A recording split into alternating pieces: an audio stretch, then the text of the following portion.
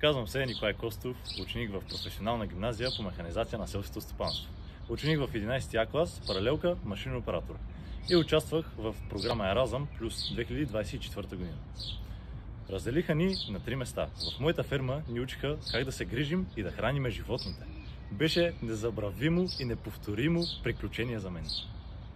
Здравейте, казвам се Йосиф Йосифов, ученик в професионална гимназия по механизация на селското стопанство град Разлог от 12 Б клас, професия фермер.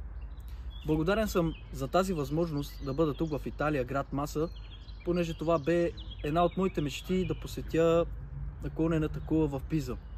За мен през това време, което бяхме тук, бе едно уникално преживяване, запознаване с нови хора и излизане от зона на комфорт, понеже работехме с хора, които не говорят мой език и ни беше трудно да се разбираме, но все пак за мен това бе едно истинско преживяване. Здравейте, казвам се Даниел Боцев от град Банско, уча в професионална гимназия по механизация на селското стопанство в град Разлог.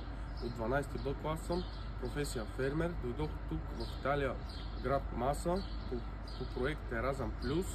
Бях разпределен в винарна Калевро, но освен това посетих кулата Пиза.